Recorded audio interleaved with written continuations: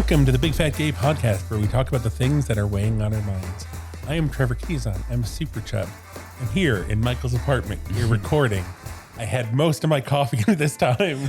Oh boy! And I am feeling it. I'm dancing. I'm doing some little hand gestures, and I'm ready to go. We're taking Michael. That's me. My name is Michael. I am a chaser, and I opted for no coffee. I'm a non-caffeinated boy this morning. What? The last few days I have been feeling jittery and like overstimulated, and I needed to not. So today I am chill, Michael. My glasses are fogging up. I think it's because my eyeballs are hot. He's gonna blow. Well, hello. My name is Don Marshall. I'm a big chubby guy living here in sunny Hollywood, and today I am your chocolate ham and cheese podcast boy. Because holy hell! Normally I don't actually have breakfast before this, but I got a ham and cheese croissant and a nice cup of hot chocolate. So I'm sugared, fatted, and proteined, ready to go. A classic combination. That makes Very French. That makes you excited. That's great. Hello, my name is Dan Oliverio, author and public speaker and chubby chaser. And I just think this is a fine morning for a delicious cup of coffee. So sorry, Michael. Yeah, it's okay. I've quadruple checked since we started the show that we are in fact recording. I see the big red light. Check it one more time. I will, and I'm worried about like reaching just in that direction on please. the board because I'm paranoid now. It's probably a good thing. It's a good paranoia. It's a good paranoia. Yeah. Well, we have some exciting news. We launched the Patreon on April 17th, my birthday, and we already have 30 people signed up, which seems kind of insane to me. So great. So Wonderful. Hold on. Wait, I have it. This is my first debut. Oh my goodness. Thank you. Thank you, Patreon. There we go. Oh, that's the best use of the applause sound effect. So that brings us maybe about halfway to our goal at this point. Just about halfway. Our goal being to pay the sound editor enough. To have a recurring ability to pay the sound editor for every show that we do. We've been putting together some cool Patreon content. We're also going to be working on some little mini-sodes at some point. I have ideas. Trevor's got some ideas, but thank you so much. Like really, really, really thank you. Like I don't know if anybody follows me on Instagram, but I put up a little video last night, just like personally thanking people because I mean, we all benefit, but I'm the one who's sort of directly benefiting from your generosity. So we really appreciate it. We feel the love. And let's keep it going. If you haven't signed up for Patreon, if you've just been forgetting, now is your opportunity. Go pause the show. We'll wait. We'll be here. You can't begin to understand the difference this is making for Michael's life. This is the first time I've showed up in his apartment and I haven't heard Russian boat music playing in the background in months. You know, it's wonderful. You know? And to be clear, we're not paying Michael because we wouldn't do that. Oh yeah, no. Yeah, I don't know if that was ever clear or not. I don't. I was never. I was paid. We're just freeing him up to actually do the show and just do the show. Yeah. Focus on the part of the show that I really enjoy doing, which is recording it. Also, in exciting, Oh my God, this is so exciting. Exciting local news. Hold Seriously. on. We need a. I'm shaking. Do we have anything for this? No, I don't think so. No. How about Trevor? It's happening. It's real. It's this summertime. It's the Big Fat Gay Podcast live in Bigger Vegas. It's happening. More applause. Because why not? We're all super excited about it. Spoiler, I guess people who actually went to our events page before this episode dropped, I put it up because it's already live on the Bigger Vegas website. So I was like, just for posterity, like to make sure everything's all linked up. Yeah. It's already there. Someone was actually like, they messaged us like, why do you still have Big Bayou? Why isn't Bigger Vegas on the events page? And it's like, well, it's not official yet. And I guess we'll take down Big Bayou. So it's going to be Friday, July 1st. At 12:15. Well, 12:15, the doors open. But gotta say, this is just for participants, attendees of Bigger Vegas. Right. So if you want to see us, gotta come to the event. That's exactly right, which I think is currently sold out. So at this point, But yes. Oh, is there a way to walk in? There is. So they have announced walk-ins. This is just genius. This is what I would do if I were doing it. Yeah. They're basically going to take, because it's a massive event, and of course there's going to be cancellations. But rather than doling out the cancellations as they come up ahead of time and having to manage all that, they're going to save up all the cancellations and start selling them Monday at the beginning of the event. Okay. So if you walk up Monday, of course there's going to be a cancellation. You'll probably get in Monday, almost assuredly. The longer you wait, obviously, the more they're going to sell. So those numbers will diminish from the cancellations. Sure. But basically, they're going to save up all the cancellations and release them at the door on Monday. You must be there in person to claim your prize. Okay. So if you are there and you come, and what was the day that we're going up? July 1st, Friday. Friday. It's the Friday of the Friday, event. July 1st at what time did you say? that was at? 12:15 walk-in. Okay. Yeah. 12:30 show starts. Hopefully, Florentine Ballroom A. that's right. We get a whole freaking ballroom. We're going to be renting all of this AV gear. So if you come there, you're going to get to listen to us record a full recording of podcast. You'll get to Yeah. meet us. We're going to have some chat couple a little little bit. fun audience interaction bits. And Don, aren't you working on something for the bit? There's a special bit that Oh Don's yeah, been we'll putting come up together. with something special. Everyone's going to get to be a part of the big fat. Oh yes, gay we're going to podcast be. that day. We've also been coming up with some cool. I don't want to give too much away, depending on what actually gets approved or not. But we've got schemes. Never you worry. True, there are schemes. We There's have- schemes in the works. plans. We have schemes. There's many surprises in store. Come hang out with us, and yeah, we're unbelievably excited. Come about say it. hi. We look forward to meeting all of you there, and we can't wait to get to know you a little better. And we'll have been at the event for a few days up that point, so we'll have stories to tell. I'm sure.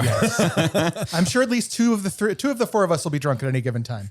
Yeah, I mean, I opted for the drink pass. I was like, that's too Oh, good really? of a deal. Yeah, it's just too good of a deal. Like, you can get one drink a day, and there you go. Like, because I'm going to be there for the whole event. Yeah. So yes, I'm fully intend to be I'm just imagining socially lubricated. surly Michael. Like, hey, Get your hands away from my headphones. No, I have the benefit of alcohol basically just making me slightly happier and more comfortable. So it works out. Yeah. I'm planning my outfit. I'm going to try to have a There's great so outfit. Trevor's mentioned this surprise outfit for the show, which now is making me wonder, should we all come up with a surprise outfit and not show the other people? Like, is this a Shouldn't we surprise for coordinate everybody? if we do it? Maybe, but then we all I had this unique. idea. I do what I always do, and Trevor looks like a star. That's kind of how our marriage works. There's been How generous of you. there's been several times where we went to a Christmas party and I got Dan a string lights necklace right. and he didn't want to wear it. And I had mine and I also had antlers. I think I maybe I got Dan like an outfit too, but he didn't want to wear it. And everyone was complimenting me on my festive outfit and how great it was and how they wished they had done that. Well, and I just kept and looking at that's Dan how it like, should be, my love. I have no problem letting you take center stage. I know, but you could also You could. I did wear the. I He's did wear saying the there's light room in the Yes. spotlight, Dan. No, but I did wear the lights. Yes, that's true. And people did compliment you on that. They did. You could be downstage center. Yeah. Slightly behind. Stage left. You mean upstage left? Or upstage, yes. The other way. Downstage center is the center. Yeah, you could stand right in front of Trevor and people could see him around the sides of you. That's very true. Well, let's tear right into it. Yeah, we've got it. We've got it. We got a big I feel episode. like, should I just come up with a sound effect for pop culture at this point? I think you need to. I think we need to. All right, we'll brainstorm ideas. But Yeah. pop culture, like here we go. Oh my goodness! Like a Actually, I do champagne have a shame. I have that, but it's not very no. dramatic. It's sort of silly. And anyway, Thor: Love and Thunder is the new one of the many new Marvel movies for which there is a trailer now. Just came out. And if anybody remembers way back to the Stone Ages, Oh my God, this the was before one of times. our first ever subjects. In fact, I think it is the first subject. I think this was the first thing we talked about on the show was the Well, I thought it was Thor. Or it was Black Widow. yeah, Black Yeah, Widow. it was Black Widow. and then Widow, we jumped off to Fat Thor from there. So the trailer's out, and one of the sets of discourse around it is that within the first 30 seconds of the trailer, they show him in a weight loss montage, an exercise montage, and then he, of course, is back to the reveal.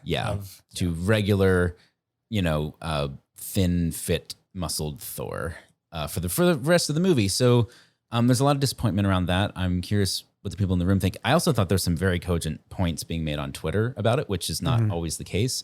I mean, I knew they were going to have Thor be thin again. Like, there was no doubt in my mind that I knew Thor was not going to be fat in Thor 4. for the rest of time. Yeah. I didn't think they would necessarily show it on screen, like the The weight actual loss weight montage, loss. but given the kind of the realism that Marvel is going for, the psychological realism. I was going to say the 80s vibes of the Thor movies, like that. It's going. It would be a montage. That makes sense. And it's a Taika Waititi thing too. Like it fits his sense of humor. He's still directing this, right? He is directing. Yeah. Yes. But like from the trailer, it didn't tell me that happened right at the start of the movie. No, it happens at the start of the trailer. Yeah, but there may be Fat Thor in the movie, and people may just be jumping to conclusions. I think he probably isn't Fat Thor in the movie for a little. Like so. Yeah. Apparently, the behind the scenes discussion about this was that they apparently really did consider whether or not to have him continue to be Fat Thor, and if so, for how long. And then there was also some debate about how long was this after the end of Endgame, and like, has it been months? Has it been years? And the amount of time. I don't know. There's a lot. There's clearly they talked about it, and it wasn't just a casual like, okay, well, he's got to be thin now. In a way, if this is the direction they're going, I don't know if I prefer that they put it in the movie or not. It's tough because it's going to blow up the Twitter sphere no matter what. Yeah. If he stays fat, people are going to have an opinion. If he just shows up thin and muscular, people are going to have an opinion. Yeah. If there's a weight loss montage, people are going to have an opinion. So there's no avoiding this. Yeah. And I think the point that I kind of want to represent is it's not that weight loss is bad, and it's not that weight loss is good. Right. It's just that. It's neutral. Yeah. And so I think it really has a lot to do with how it's presented as, and I can understand, like there are definitely, I think a lot of human beings feel like, I feel like this size of me is the real me. Yeah. And I'm not going to comment on whether that's true, false, or positive or negative, but people absolutely feel that. And I will also say that Thor's body, Thor becomes Fat Thor, not because of a positive experience of growing comfortable with himself and, not feeling the need to strive to be thin Thor anymore. That body transformation in the movie is presented because of depression of losing his entire family and civilization. And so it is not depicted as being a good place. That body is depicted as coming from a bad place for that character, which is in that moment. Which is what's problematic, because when you only have one character who's fat, he therefore speaks for all fat characters, and therefore all fat people are depressed, and that's where people get off on the wrong foot. I agree, but if you're just looking at the one character, and just exactly. as that one if you picture, just let the character be the character, sorry, Michael. And they do make. I think they at this point, at the time that we talked about it, they hadn't come out and said this yet, but the writers in this Variety article that we're talking about at the time, or have reflected back on their choice to write it specifically so that as his emotional journey completes by the end of Endgame, losing weight is not a factor in that. Yes. And they very specifically made a point to write it that way, and they're like, we get why. And we were grateful for that. We mentioned that on our podcast. Yeah, and by the end of it, he is fat and he's still worthy. Like they made that point. They made that point. So if people are still listening for that, they made that point. And he's still like, a leader, and people look up to him, and he still has that moment kind of like usurping Peter Quill's, as usurping Peter Quill as the head of the Guardians of the Galaxy, and everyone looking to him. Well, even though he's still anything, fat. you could say the one time he makes a really good decision for the people he's supposed to be king for is when he's Fat Thor and gives up the throne to someone who cares. Yeah, that's true. I thought my favorite. So there's a number of different tweets about all of this.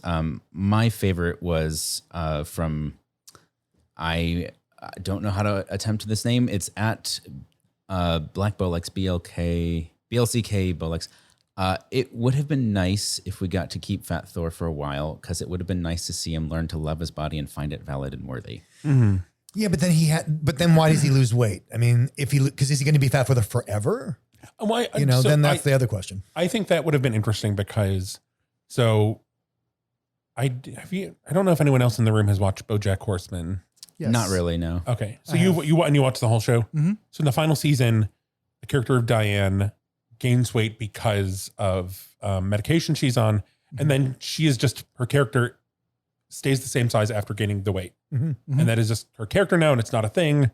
And I think that would have been an interesting approach to take with Thor, but I also know it's not. I knew it wasn't going to happen. But it's Thor. It's a huge franchise. Yeah. But also, let's take in the marketing effect. It's Chris Hemsworth. Chris Hemsworth can't gain the weight to do the role.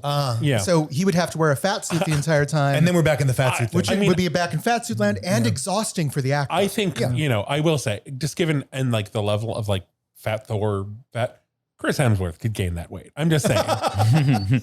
No, but I mean, I know, that's- but I'm saying for his career, that's probably not. well, a but direction also he's that's willing not fair to ask of the actor. I don't think he should be Yeah, made to it's gain the not. weight any more than you would require an actor to lose weight. Yeah, I agree with that.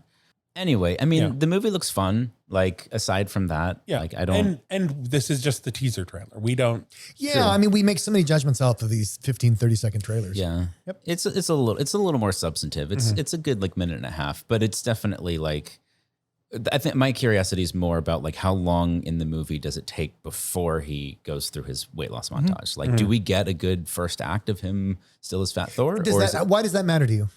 Because it just gives us a little bit of what we wanted. Like, does he get to be a hero as Fat Thor still? To remind us that was- that's still possible? No, just as a curiosity, literally just as a, like, I am interested in watching that and I'm curious how much we I see. get from this movie. Because you just like to see more fat superheroes. Sure. Yeah. And like Right. we got a bit of it at the end of Endgame. It's clearly possible. And so like, do we get any more of it in this movie? Yeah. It's just curiosity. All right.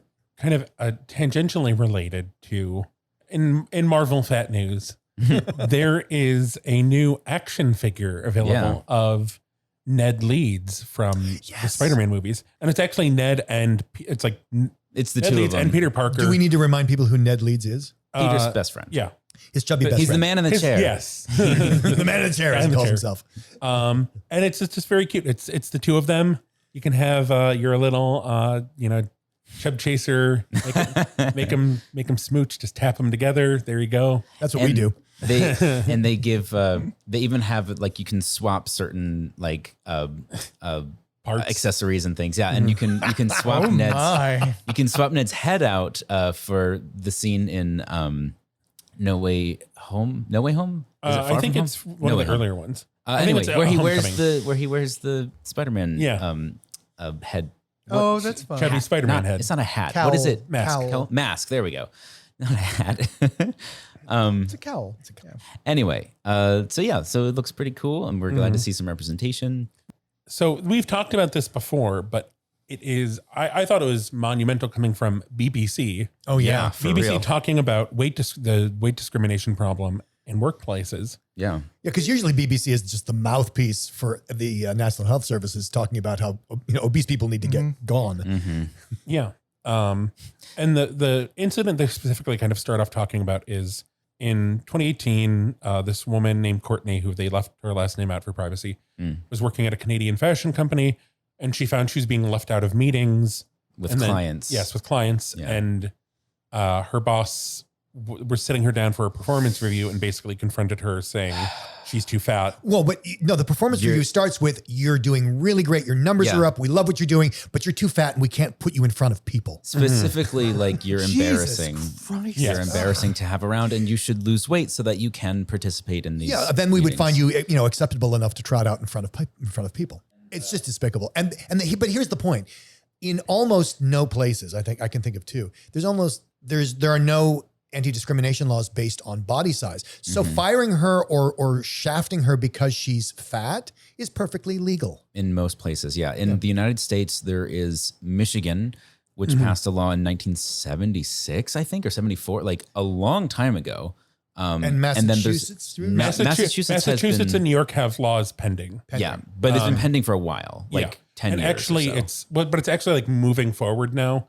And NAFA is kind of getting involved in that. If you live in either place, for this episode, I will put a link to NAFA's working with people to kind of speak on behalf of like why these laws should pass. Very cool. So I'll put the link in the episode description. And in my experience, that's what moves the needle is people telling their stories, like this woman in the BBC article. Yeah. Yeah. People telling their stories, and because otherwise it's just well, they just lose weight. Well, and people don't understand the problem. I can't imagine how it would feel having to go back to that place every day and work with these people knowing that that's what they think. Oh, Well, God, and which yeah. people? You know? Because it's just the boss. How widespread is this Yep. opinion? Well, no, and that Yeah. seed is planted for every single person you work with then. Yeah. And how have they talked to each other and like, And that feeling in the company of like, am I next? right. Well, sure. Yeah. Like how many other people are, so this specifically was fashion. Yeah. And so I think there's probably a higher propensity for that to happen there, but they do talk about other industries and a lot of like roles, like customer facing roles for people. And specifically, I mean, the fact that this applies more frequently and more intensely to women than it does for men. Yeah. And there are statistics to bear that out, talking about how an increase of 1 unit of BMI for women means that their salary comes down. Almost 2%. It's like 1.83%. 1.83%. Something like that. Is decrease in salary for every 1 unit of BMI. Just because of perception. Because of perception. It has nothing to do with their performance. It has nothing to do with them as individuals. It's just what they look like. Yeah. Well, even just so in the article, they talk about a 2021 study. It was across Australia, Canada, France, Germany, UK, and the US. And 58% of people who responded to the survey said they experienced weight stigma from their colleagues. Yeah. Holy crap. Well, and then you have these insane CEOs and managers like, let's do a weight loss drive. God. Let's have a fitness team building exercise retreat thing. There was Because Fat Camp didn't traumatize you. We can still get that on. rolls down from the insurance companies that give these massive incentives that companies can't afford to ignore. I've seen it. Like they force them into it. It's ridiculous. There was this guy on Twitter who was the CEO of some company. He was talking about a weight loss incentive they were doing at work where basically people could get like an extra month's salary. They would get bonuses for weight lost. Oh God. And if they got their BMI under like from, overweight to basically just normal, but like leaving out people where it's like, there's no way that in this time span they could lose the amount of weight needed to get. Oh, Trevor, please. They could get a month bonus. Yeah, That's right. And speaking from personal experience, like it is physically impossible for my body to get to what the BMI says my body should be. I would have to lose bone. Yeah. Oh, Don, please. Don't be a quitter. Michael, do you have like a chainsaw sound effect? I definitely have a, no, I don't think. Okay. I definitely, oh, hold on. That's what happens. Give back my leg. Yeah. Yeah. So so one of the things they focused on was just the fact that in Massachusetts and New York, these laws have been pending, but it hasn't been pressing enough to take seriously. So like we have to make it pressing. Tell the stories. And I think the fact that it's like, we are seeing all of these outlets, BBC, our Fat Watch is kind of relevant to this, actually talk about this. Google is talking about acknowledging fat people, as customers, but also just like talking to fat people in the terms they want to be talked to. We're seeing this shift. We're seeing these changes happen. And the way to keep moving forward is just to keep talking about it, sharing your experiences, sharing, things from the BBC with your friends and family, because they might not listen to fat activists who have been doing this work for years and years and decades. But the fact that that the major outlets, that thin people, that these discussions are happening, and like in England, or like literally, last year we were talking about, England's trying to take away fat kids from their parents, and now they're talking about weight bias in the workplace, in BBC.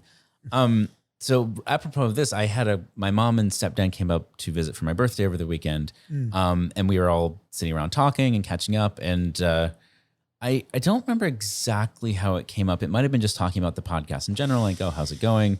And my stepdad, who is a good-natured person, but I think also becoming kind of that like middle-aged white guy, like vaguely privileged middle-aged white guy, was like, why does it matter? Like, I think he used the word obese. Yeah, I think he used the word obese.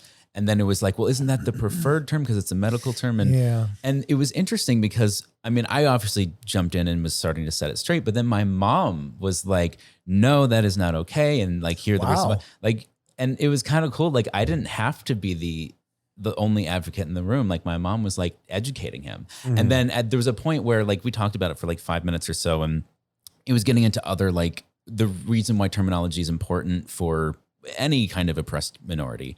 And then he was getting to this place of like, oh, well, it's like, he was sort of becoming evasive, like, oh, we don't have to talk about this right now. And she was like, no, we should talk about this. Oh, wow. She's like, not letting him off the hook for that. Yeah. I was kind of like, yeah, okay.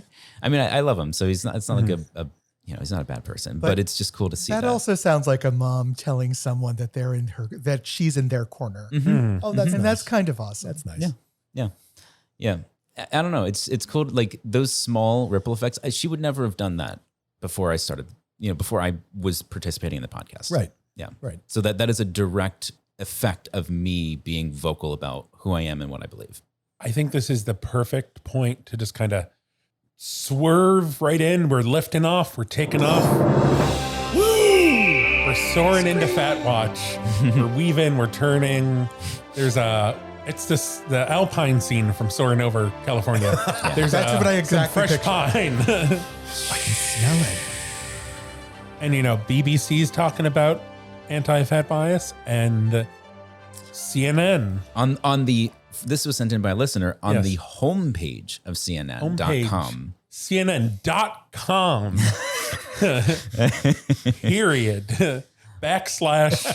/HTML. Garbage file. No.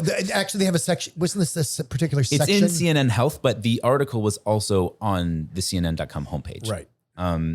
Basically, we need to stop complimenting weight loss, and here's what to say instead. Written by Kristen Rogers. And it's an article that's also based around an interview with Tamara Pryor. And it's really cool because basically it tackles that exact thing that I run into with my stepdad most Right. recently, where Yeah. it's like, oh, you look great. You look like you've lost weight. And it's like, okay. Yeah. And but it also goes from, it's not only about, living life in a fat body, but also like say you're anorexic and you're struggling with a major eating disorder, or say you had cancer and you lost a bunch of weight because you didn't have a choice. And like, there's so many reasons for somebody to be the size that they are. And she tackles like, here is why we just need to take this way of interacting with people out of society. Is that anecdote about the dressing room in that article? I think it is. Yes. There's this amazing example where a mother and daughter are in a store, and the daughter is recovering from an eating disorder. I think Anorexia. Anorexia. And so the mother sees her in the dressing room, and the mother says, "Oh my gosh, I never realized you were that thin." And the saleswoman comes up behind her. She's like, "Are you kidding? I would kill to be that thin. You look fantastic." No, Yeah. I think it was I would die to be that thin. And it's like literally Literally. Yeah. this eating disorder. She is dying to be Yeah. that thin. Yeah. Well, and to clarify, the mother was like, I'm so sorry. Like, Yeah. she was empathizing with the daughter. Like, I'm Yes. so sorry this is what you went through. I didn't realize it was so Yeah, extreme. she's apologizing for not knowing and for not realizing. Right. And the salesperson, just blows comes in that up and- and says, "But you look so skinny. That's fantastic." And like, the thing is like, so there were a lot of examples given for like places where this is just a terrible idea. And then it's like, well, what should you say? And say, don't talk about, just don't talk about the body. And it's like, it's as simple as, oh my gosh, I haven't seen you in so long. You look so happy. Like you're radiating. I love how you feel so happy right now. Well, which is honestly, that's the impetus for it all. It's the thought after this, like, well, the reason they look good is they must have lost weight, because how else would they look good? It's this idiocy of weight loss is always good. Weight loss is always better than not. It's silly and it's destructive. And I've also, just for me, I've discovered just there's this like really small, because as a chaser, you often want to compliment someone you find attractive, which Yeah. is usually a fat person. And just how you language that, how you say that, Yeah. there is such a difference. Just for an example, like this is such a tiny linguistic difference, but I think a major effect. If I say, "Wow, Don, you really look great in that shirt," that's about you looking good in that shirt, and it can set off things like, well, do I not look good in other things? Yeah. I look good that's in true. that shirt. Okay, what's different about this shirt? Is it covering me up more? Is it not? And it sends you down that track. But if I say, "Wow, that shirt really looks good on you," now I've centered the shirt, and it's a fashion comment. Oh, It's not interesting. it's not Yeah. a personal comment. I feel that. That shirt really looks great on you. Nah, you have improved the shirt, not the shirt Yeah. has improved you. Yes, exactly. Yeah. I like that. It's- I don't think I'd quite considered And it it's that very way. minor. Like it's almost, I think it's below the level of notice for most people. So people might think like, "Oh, he's being picky." But I think internally it can have an effect for a lot of people, not everybody, obviously. No, because the shirt example you've just given is a path I've walked down before. Yeah, Absolutely. What's wrong with my other shirts?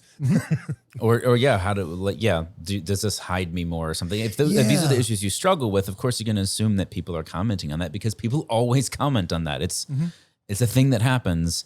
I like that a lot, and it makes it about you are like you are improving the shirt, and it works well together.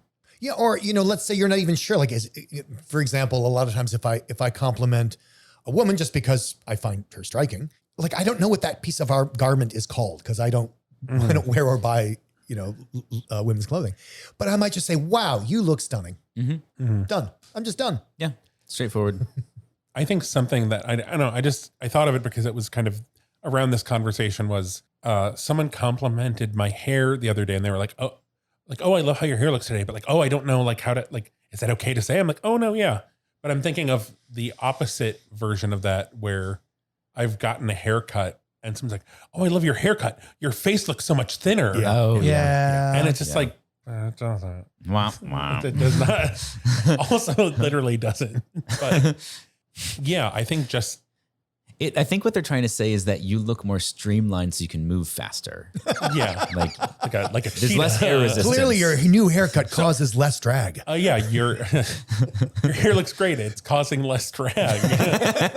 A perfect way to You look to very rephrase wind resistant. Oh Lord. You're going to do great in that wind tunnel later. So it's super cool to see stuff like that. And again, major outlets, BBC, CNN, and we'll continue to point them out as they happen. But I think that's a huge component of changing a deeply set societal stigma. And there are small ways to do it. Look, and can I say that I'm often on the other side of it, where someone, a fat guy will come up to me and go like, "You see, look how much weight I've lost." And now what do I do with that? So I've thought a lot about that, and responses I've come up with are, "Wow, seems like you're really happy about that." So I'll just reflect. I mean, yeah, I'll just reflect and make it about how they feel. Yeah, make it about how they feel, and because I don't want to feel good. Right, because I don't want to get trapped in like, "Wow, that's so great." Well, because you don't necessarily like that feels uncomfortable for me. It feels uncomfortable for me, and I also like because I don't want to celebrate weight loss. I want to celebrate that you're happy. Sure, yeah. I like that. But it's just I guess like presenting. I guess it's that idea of like you expect everyone to have a compliment ready for something like that, and like how do you say like, I'm not comfortable. Well, I can say as a fat person, the most physical compliments I've ever received in my lifetime have been related to weight loss. Yeah, I'm shocked. Like I don't get many other compliments physically, so there you go. Yeah. It makes sense that you should drift and reach for that when you feel like I earned my cookie. Give me my goddamn compliment. Are you suggesting that we just carry around cookies and when people? I'm just curious why you don't carry cookies around. Doesn't everyone? Thank you. Emergency cookies. Emergency cookies. Michael, go fetch us a cookie for the main topic. Yes. I could go bake some. Well, the Ritz. I mean, crackers, cookies. I don't know. True. There's Great segue. Great segue, Michael. So yes, for this week, our audience was warned last week that we were going to watch the movie The Ritz from 1976, starring Jerry Stiller, Rita Moreno, and Treat Williams. Weston. Treat Williams and Jack Weston. Well, and the other thing is that I think people don't know this. This is based on Terrance McNally's Broadway play of the same title. It is also written by Terrence McNally. That's what I mean. Yeah. And No, the the movie is the screenplay is Terrance McNally. And Rita Moreno won a Tony for her role on the Broadway stage for this. Yes, and the movie, I believe, either won or was nominated for many like Golden Globe Award, like a lot of Golden Globes. It's not like Oscars, but it's still like this was a very widely viewed, received movie. It was not. I think the critical reviews were mixed, but that's what we're here for. We're here to let you know what our critical reviews are. We absolutely need, for the people who haven't seen it or haven't had a chance to, we need to give just a summary of the movie. We need to explain the movie first, and then we can talk about it. Is that okay? That's Dan. Dan, do your thing. Okay. So, upon the death of his father-in-law, the character of Guy Proclo. Oh yeah, because his name is Gaetano, so he goes by Guy.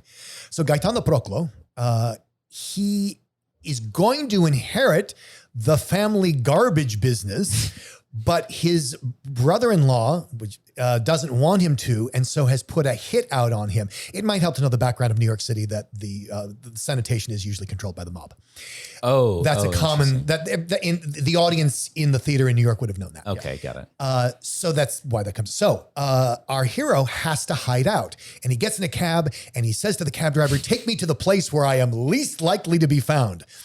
And he takes him to a gay spa. And I use the word spa rather than bathhouse because, I mean, it is a bathhouse, but I say spa because if I say bathhouse, we think of what a bathhouse is today, and it's not different. It's not what a bathhouse was then, which was far more grand and had entertainment. If you've heard stories of Bette Midler performing at the bathhouses, that's why. That's what she was doing in San Francisco in the 70s. A lot of the iconic gay performers got their starts in bathhouses in the 70s. So that's what the character that Rita Moreno plays is doing at a gay bathhouse. She is their entertainment. So and that's why there's a pool, and that's why there's massages, and that's why it's so There's over a the bar. top. And there's a bar. And I've been in bathhouses like that because they still have some in Europe, and they're extravagant. The point of the plot is they eventually catch up with him. Hilarity ensues, and There's a private investigator there trying to track him down. yeah, very handsome, very cute, adorable but private it's a investigator. farce, But right? it's a farce. So there's a chaser character there who is immediately smitten with our fat protagonist, and is chasing him down. Literally. And which is why we picked this movie. Now, I saw this movie when I was in the single digits. Maybe I was like 10 or 11. Because my dad gave me permission to stay up and watch it on Playboy Channel. I have no idea why. Did he watch it with you? No. Ah. No, he left me to watch it alone. There may be because he knew I was gay by that age. So like he was helping me get out from under my mom in a lot of ways to show me there is a world. Okay. So I'd like to think that. I don't know if that's the case, but Why else would he have picked that movie specifically to let you say? Well, I think because it was on and it was innocuous, and he it's just Terrance McNally. It's a Broadway thing. it's which a is Broadway big for my farce. dad. Oh, he does love Broadway. it's Yeah. a Broadway farce. Yeah. But it was the very first representation of a chaser that I ever saw on television or movie of any kind. I'm just curious, given that depiction of a chaser who is literally sex crazed, how did that leave you? I didn't remember him being like that. I how did you genuinely remember didn't. him? I just remembered that there was someone there who was attracted to him and it frightened him. That's all I remembered. Yeah. You know? Yeah. But I mean, keep in mind 10 or 11. Sure. Also, that's something that Dan and I have a different context with watching this. Yeah, exactly. Where comedies in that time period could have a kind of rapey energy in their comedies. Definitely. And you wouldn't think twice about it. And this definitely had a rapey energy. So Literally. I mean, How I Met Your literally- Mother has a rapey energy about it. Yeah, actually, I mean, I would say it does definitely, and like, but like it's very whimsical in its. Yeah, it's very whimsical. You don't take it seriously.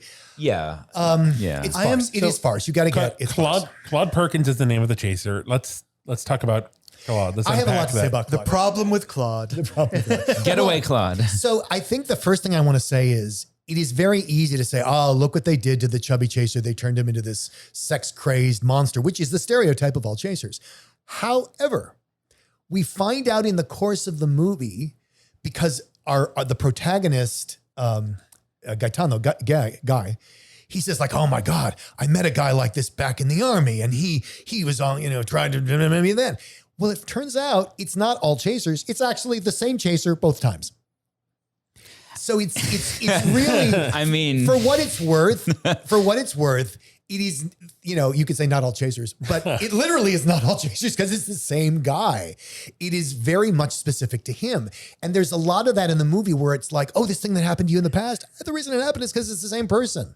I mean, that is I knew you and I were going to. That is really looking for a silver lining, I think. Well, it is. I mean, the depiction is awful. It's awful. But at least it's not, at least it's the same chaser who is being awful. Sure. I got to say, that is very typical. You know, you're going to go to this event, Michael, and you're going to see chasers behaving like that. And it is that chaser. I got to say, let's interject here. That character archetype is the wolf. Yes, right? yes, He yes. is the horned up guy who is seen an object of his affection. And what I do find interesting is, in this case, the wolf is portrayed sort of the same way a straight wolf is. Absolutely. He's not that different from standard toxic male characters in that time period. If I may, this is the Dottore in Italian Commedia. Yeah. Who is always after the young maiden at any cost. Yeah. I think something else that's worth pointing out, because it is the trope we see over and over with whenever there's a chubby I chaser. think you're about to say the same thing I was thinking. Chasers are not feeders. Yes. Thank you. And this, but like, I was rolling my eyes. Because in the movie, he is in the movie, in the movie, he he's is constantly talking throwing about food and candy bars at this guy. It was, I think why, because I was really, Don sent us a message when he was watching it on Monday, like, oh boy, this is a lot worse than I remember it. So I was like, oh fuck. Like, I think it got to the point when there was the briefcase full of candy, but it was just so over the top that it was kind of funny.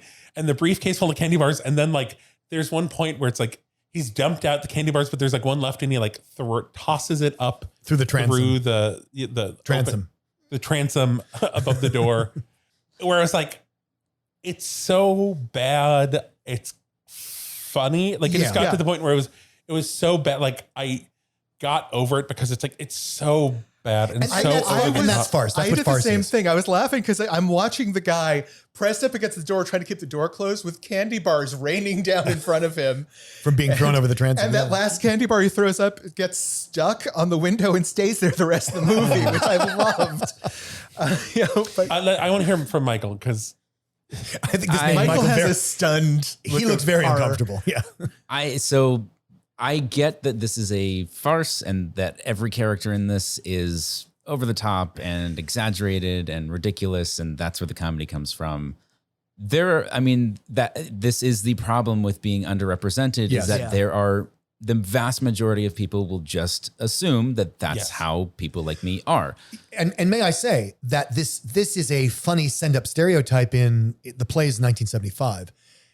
And if we cut forward to the 2000s to Dietland, is it any different? It's no different, except it's darker because it's Dietland. And it is a pathological feeder who is because they think a feeder and a chaser are the same thing. Right. And so I just want to clarify, I doubt many of our listeners really need to hear this, but chasers, not the same as feeders and encouragers. Yeah. Not the same, not equivalent. Completely different sexuality. My goal in life is not to make people fatter. It's not. So it's fine if that's your thing. It's not my thing. And then when people conflate those two and turn it into comedy that is very salacious and aggressive, and the character is very rapey, all of those things conflate into something that I can't help but be offended by, because, for instance, this is the thing that kept popping into my head because I just had this conversation on Saturday. If I had sat and watched that movie with my mom and my stepdad, oh my God. How much would I have to explain to them? They wouldn't make any assumptions about the Rita Moreno character, because that's just a funny character, right? And because they know enough about it to know how to contextualize it. So I would have to sit after that movie and explain to them all of the reasons why that was done for comedic effect. And also, that is a thing for certain types of people. It's not a thing for me. That's not the same as being a chaser. Well, and may I say that if it had been me, let's say I had to watch that with my family members or my friends who don't know anything about that, it would be embarrassing because I would have to explain over and over again what you just said. And it's embarrassing to be mistaken for that. Right. So watching this in isolation on your own or with your partner, fine, you can get some enjoyment out of it. And I will say there are moments in that movie that made me laugh out loud. Absolutely. Uproariously funny. I think the movie as a whole is kind of fine. It's Terrance McNally. With some He's great good. parts. And there's some really good performances in there. We've God, mentioned Rita Moreno, who we're coming back to. And F. Murray Abraham. Yes. But let's sit on Rita Moreno for a second. So, but just because of the chaser thing, it was kind of the same joke over and over and over. And there was the joke with Mitoreno, kind of there was a most lot. of There the was a lot movie, of though. like anti-trans rhetoric. Oh, yeah. a lot, Oh, yeah. a lot. Which to the point to where I was like, is her character That's what I supposed to be thought. trans? Yeah, that's what I thought. Because they hit that.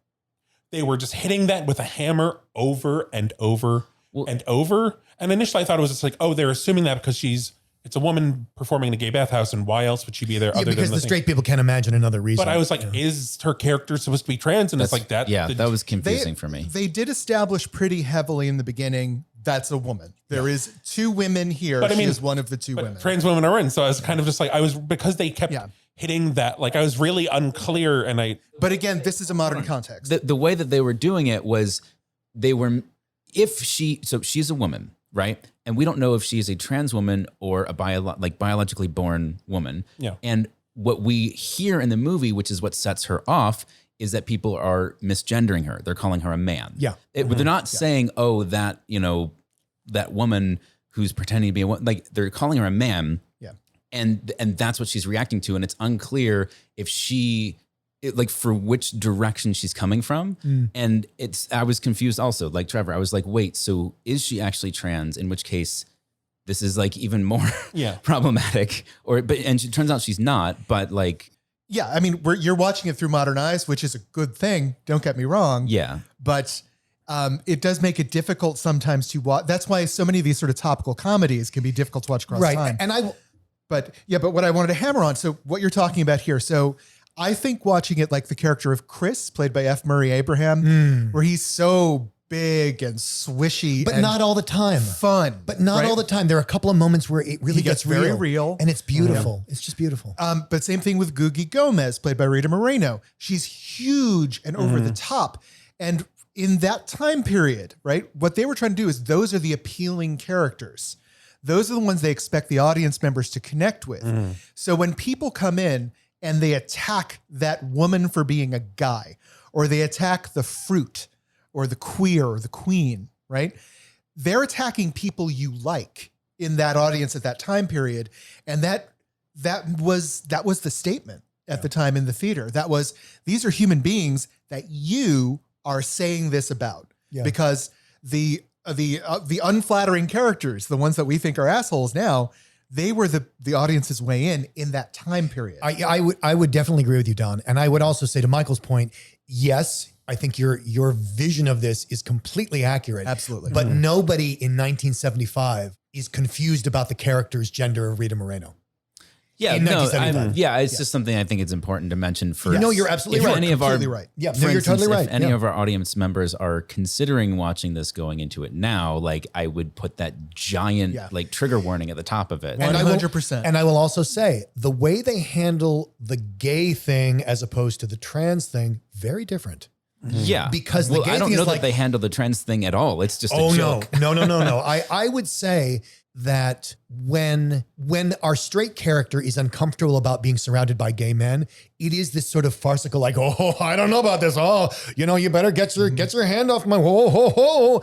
But when it gets down to like, you're a guy, aren't you? Well, of course you lost your job. Well, of course you did. Look at you. Like Yeah. it gets it gets teeth real fast. And I found that a very offensive and different handling. Yeah, And I don't. that was my point. Yeah. like, that's what I was saying. What I'm saying is that wasn't the farce. That gets vicious real fast. And I think it could have been played for farce, but again, the audience of the time, that is the most disgusting thing they can think of. That's a good point, Michael. But that was a point I popped out, and I had to like get my way back into the movie. You're right. Yeah, Yeah. right. So yeah, for me, the experience of watching the movie was at points like I laughed hysterically in a lot of ways that like modern comedies, I'll kind of chuckle and be entertained, but I don't really laugh out loud. There are some very, very funny moments. I laughed out loud frequently at this movie, even sometimes once I got over the chaser representation and going like, look, it's farce. It's funny, but it's hard to swallow. And if I had to explain it to someone else, that would be awkward. Yeah. I didn't write down a lot, but one thing I wrote down was a Crisco oil party in room 413. So there Yeah, are calls at different points during the movie. Yeah. There's just a call for some orgy or another going on at some room or another. Well, it's F. Murray Abraham. Yeah. It's F. Murray Abraham trying to get anyone into his room and no one coming up. That's Is it always the same room? It's always the same room. Oh, and I it's didn't F. Murray catch that. Abraham hanging over the edge, like orgy in room 404 in 5 minutes. And then he comes out in 5 minutes. Joe Namath in room 404 Right. in 5 minutes. I should also say that, I mean, and Crisco made me think of it. There's, for example, today, you probably wouldn't use an oil-based lubricant, right? Because of condoms. Sure. Okay, so this kind of, and it touches on what you said, Don, like you and I have a different relationship to this time period.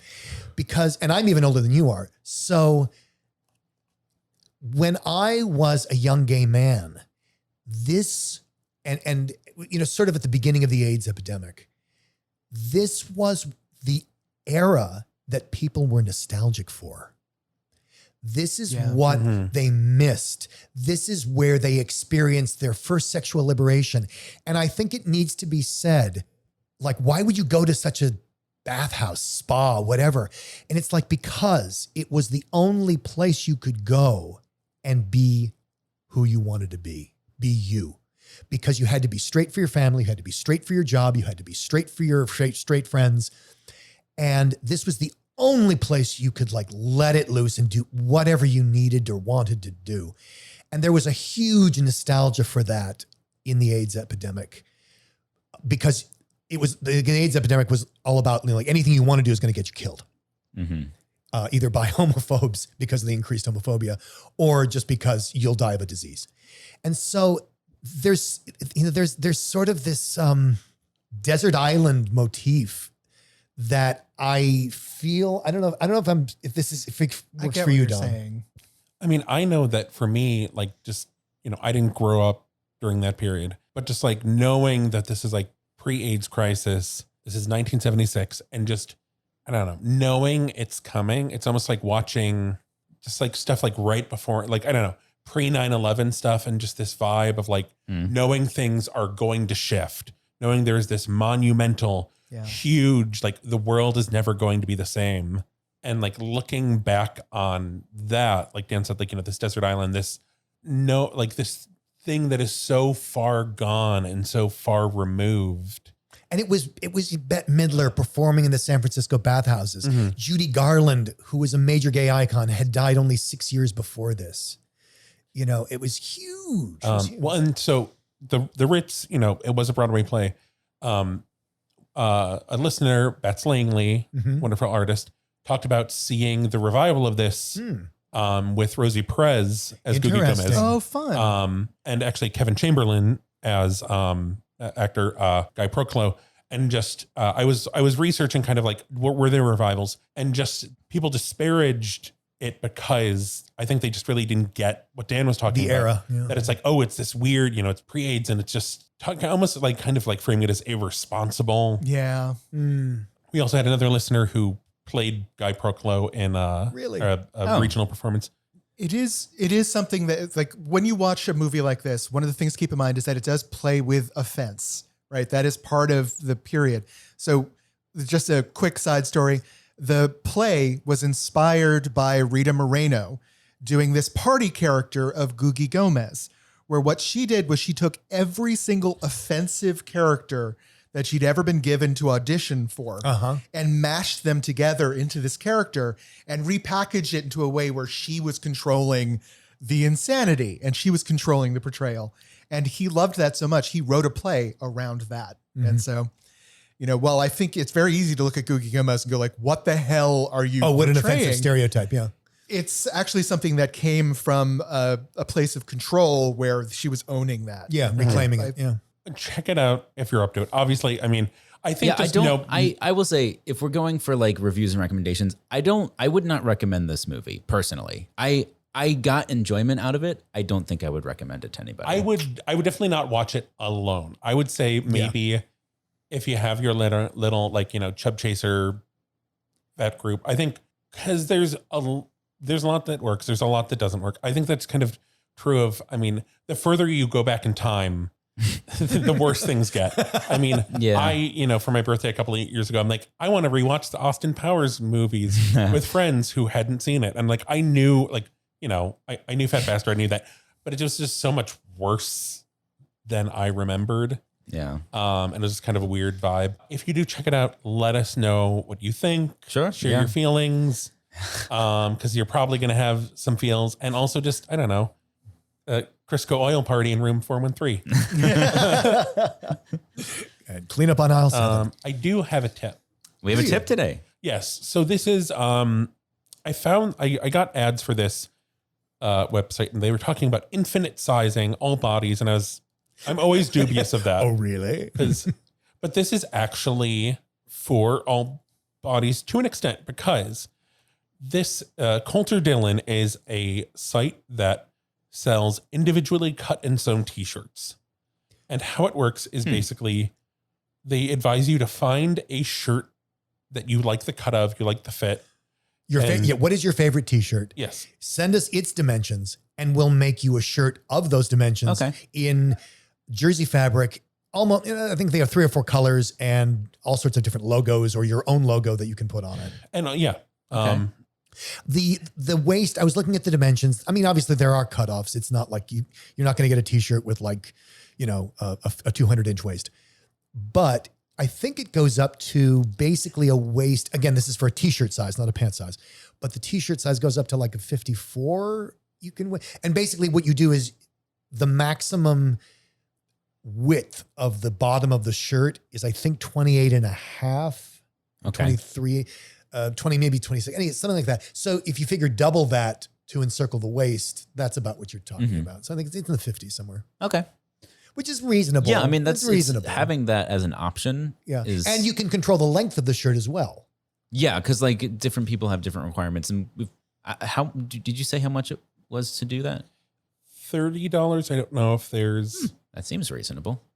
Yeah, it probably... Does it change? Is there a fat tax or... I'm looking at that now. It shouldn't matter then, because that's what always kills me is that the materials is the least expensive part of the shirt. Yeah. I don't think so. I don't think there's a fat They tax. don't make them 1 inch longer. Like every man I've ever met needs their shirt 1 inch longer. Yep. I would be included in that. All right.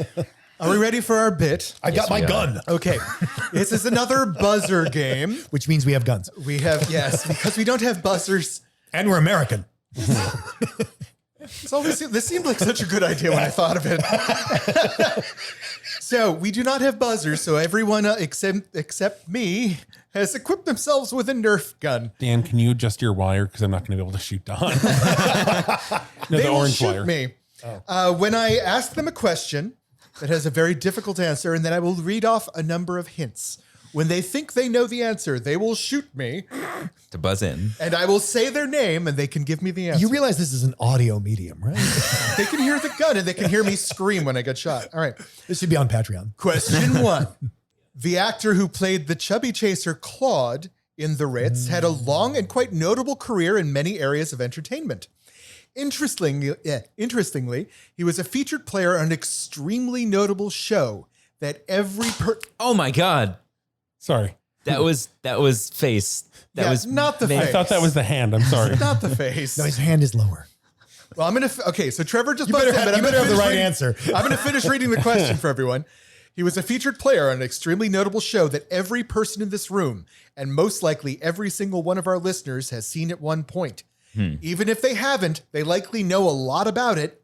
What show is it? Sesame Street. You are correct. Sesame Street. He was a Muppet performer on seasons 3 through 5 of Sesame Street. So we didn't see his face. He operated a Muppet. But you heard his voice. Oh my gosh. Yes. So there you go. For the arm. All right. Question 2. The closing credits song, Liberated Man, is sung by C.T. Wilkinson. While you may not recognize him by that name, you've almost certainly heard of him by another. What is the better known name of C.T. Wilkinson? Hint 1. Born in Ireland, got famous on the West End. Question 2. Hint 2. Tony Award nominee in 1987. Hint 3. Most famous role was from Les Miserables. I got nothing. 4. Jean Valjean. No. No. None of us know Les Mis that well. Oh, okay.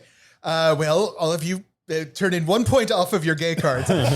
C.T. Wilkinson is better known as Colm Wilkinson, the person who originated Jean Valjean and the West End and Broadway. Oh, there's a whole bunch of people who are really mad at us for not getting this. Yeah. I think Craig probably knew that. I think he saw that original production back when it happened. Yeah. And thought it was terrible because it was like 6 hours long. I think I remember this story. If you saw the movie version of Les Mis, Oh my God. he played the priest in that. Okay. All right.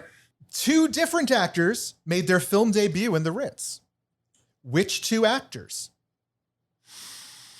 Hint. You see both of them half naked. You see everyone half naked. I mean, do we have to know the names? Can we just say the characters? You could say the characters. That'd be okay. Okay. The 2 sort of like ushers / handlers for Googie Rita Moreno's character. Incorrect. Oh, Damn it. that's a good guess. Hint 2. One loved drinking in Boston. I mean, I know one of them. I got it. You got both? Okay, well, hold on. Trevor buzzed in first. Oh, you did? No, Well, he no, didn't. He didn't shoot his gun. Oh, you shot it. I'm sorry. I thought But that was he doesn't Trevor. know That's- both. Oh, Do you know both? no, I only know one. Okay. We can split the point. I know John Ratzenberger is one of them. That's what I was gonna say. Patron. Mhm. I was going to say probably Treat Williams as No. You No. are correct. No, Treat had done hair that- by this time. That no? was his movie premiere. It is on his biography. What is Ritz his was movie? his first movie premiere. What about hair? I don't know when Hair came out. Hair can't have been that late. I dispute this. I dispute. All right. And the final question. Okay. This one is the hardest one of the bunch. You guys didn't get the Colm Wilkinson one, so I'm challenging you on this one. I still don't Okay. remember who that is. All right. I'm going to be asking you about the character, but you will get bonus points if you could name the actor. All right. Lots of people involved with the Ritz had received Drama Desk, Tony, and Golden Globe nominations both before and after the movie. While most everyone watching it would recognize Rita Moreno from her Academy Award win for West Side Story, one other actor in the cast had previously been nominated for an Oscar. Which character did they play In this movie. in the Ritz? Okay. 1. There's no small roles in Hollywood. 2. She's only got 1 or 2 lines. Oh, it's Michael. We were close. That was pretty close. All right. Well, he called me, so it's Guy's wife. No. No. I was going to say Trevor. well, you. Well, hold on, Dan. Okay, buzzed No, in. I was Yeah. going to say the same thing, except Okay. the actor's name is Kay Wife? Ballard. Okay. Okay. Guy's daughter. Guy's daughter. No. His daughter. He has a daughter? Okay. Hint 3. She's only in the one scene at the beginning. Oh, okay. There's no accounting for why she took the part. Oh, who is Trevor. The old woman accountant. That is correct. Who is she? Oh, Look out for the female accountant who has 1 whole line in the Ritz. She's played by Bessie Love, who got Oh, her right. Oscar nomination back in 1930 for The Broadway Baby. Oh my gosh. right. She hands Jerry Stiller's character the. The bill. She's the plot. The take. Yeah. Sorry, I can't believe this didn't come up during the main topic. Jelly Roll Baby. Oh my God. I was like, Jesus. is that a song? And I was looking it up. It's not a song. This is the refrain that the chubby chaser screams at the top of his lungs every time he gets too excited to, I don't do anything. Which else. is basically constant. constant. Yeah. Yeah. He's constantly aroused and he just screams, "Jelly roll, baby, my jelly roll." Oh, it's not. We got it's an not email pretty. saying that. Well, I think the person recommended. Well, it was when you gave a call out for chaser representation, and someone mentioned this movie and ended the recommendation with "Jelly Roll Baby," and now we know why. But what was it? Is it just a thing he It's says? just it's It's from just a thing. the- It's just from the play. Oh, It's not. okay. It's not a song that we could find. If some listener out there knows some hidden origin of why the chubby chaser keeps screaming this, other than the obvious reason, It's probably. it's rather the I don't obvious think reason. there's much that's subtle or clever about that character. It's probably just the obvious. I would be shocked if it weren't. Oh, I'm hoping it's some secret message that we need a decoder ring for. No, I don't think so. Yeah, probably not. So if they do know where Jelly Roll Baby comes from, Trevor, where can they tell us? Well, we're on Twitter and Instagram as @BigFatGayPod. Our Patreon is patreon.com/BigFatGayPodcast. Facebook. 5-star reviews. What is wrong with you? 5-star reviews. It's been a everywhere. long episode. Yeah. See the articles we talked about at www.bigfatgaypod.com.